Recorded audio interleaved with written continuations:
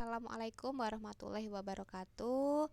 Baiklah, kali ini kita akan membahas tentang pengeluaran, pemeliharaan, dan pengembangan dan penghentian aset tetap. Untuk kompetensi inti, seperti biasa kita menggunakan 4 kompetensi inti. Untuk kompetensi dasar, yang pertama, mengevaluasi pengeluaran untuk pemeliharaan atau pengembangan aset tetap dan penghentian aset tetap. Yang kedua, membuat keputusan pengeluaran untuk pemeliharaan atau pengembangan aset tetap dan penghentian aset tetap. Adapun tujuan pada pembelajaran kali ini, yang pertama diharapkan peserta didik mampu mengidentifikasi jenis-jenis pengeluaran pemeliharaan atau pengembangan aset tetap. Yang kedua, peserta didik mampu mengidentifikasi jenis-jenis penghentian aset tetap. Yang ketiga, peserta didik diharapkan mampu melakukan perhitungan pengeluaran pemeliharaan atau pengembangan aset tetap. Dan yang keempat, peserta didik diharapkan mampu melakukan pencatatan pengeluaran pemeliharaan atau pengembangan aset tetap. Kemudian yang kelima, peserta didik diharapkan mampu melakukan perhitungan penghentian aset tetap. Dan yang terakhir, peserta didik diharapkan mampu melakukan pencatatan penghentian aset tetap. Jenis-jenis pengeluaran aset tetap. Yang pertama, pengeluaran modal.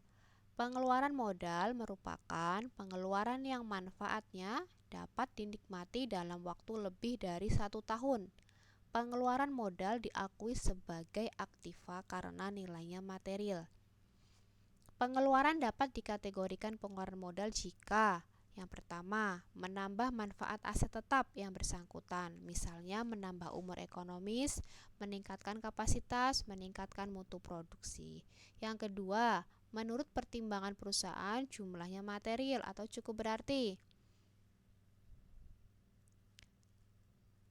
Berikutnya, pengeluaran yang dapat digolongkan sebagai pengeluaran modal juga yang pertama, pengeluaran untuk mengganti komponen yang rusak berat, baik sebagian maupun keseluruhan. Pengeluaran mengakibatkan penambahan usia ekonomis, nilai material, pencatatan mendebit akumulasi depresiasi aset tetap. Kemudian, yang kedua, pengeluaran untuk perbaikan. Tujuannya untuk meningkatkan aset tetap ke kondisi yang lebih baik. Perbaikan yang dilakukan bukan karena aset rusak, tetapi pengeluaran dirancang untuk meningkatkan kapasitas atau memperpanjang umur penggunaan aktiva tetap. Dan dicatat dengan cara mendebit aset tetap yang bersangkutan. Yang selanjutnya, pengeluaran untuk menambah, yaitu pengeluaran untuk perluasan atau peningkatan fasilitas yang ada. Misalnya, menambah bangunan sayap dari pabrik, perluasan tempat parkir kendaraan, penambahan komponen untuk mengurangi pencemaran dan lain sebagainya. Maka pencatatannya dengan cara mendebit akun aktiva tetap yang bersangkutan, dicatat di sebelah debit atau dicatat debit pada akumulasi penyusutan aset tetap yang bersangkutan. Yang kedua, pengeluaran sebagai penghasilan atau pengeluaran pendapatan. Pengeluaran penghasilan adalah pengeluaran yang manfaatnya dinikmati hanya pada periode terjadi pengeluaran saja. Adapun jenis-jenis penghentian aset tetap. Yang pertama, penghentian aset tetap karena dijual. Bila suatu aktiva tetap dihentikan karena dijual, maka langkah-langkah membuat jurnalnya yaitu yang pertama, kita menghitung dan buat jurnal penyesuaian dari Januari sampai saat dijual. Yang kedua, menghitung akumulasi penyusutan untuk memudahkan penghitungan nilai buku. Yang ketiga, dari penjualan kita menghitung rugi atau laba penjualan aset tetap, yaitu selisih harga jual dengan nilai buku sampai saat dijual. Yang keempat, bila harga jual lebih besar dari nilai buku, maka disebut laba, dan laba penjualan tersebut dicatat di sebelah kredit. Namun, bila harga jual lebih kecil daripada nilai buku, maka dianggap rugi, dan kerugian penjualan dicatat di debit. Harga perolehan aset tetap ditutup di sesi kredit, dan akumulasi penyusutan sampai saat dijual ditutup di sisi debit. Yang kedua, penghentian aset tetap karena rusak. Rusak yang dimaksud yaitu rusak yang dapat diperbaiki lagi.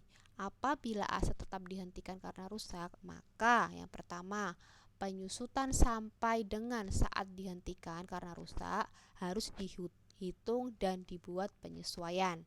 Yang kedua, menghitung akumulasi penyusutan.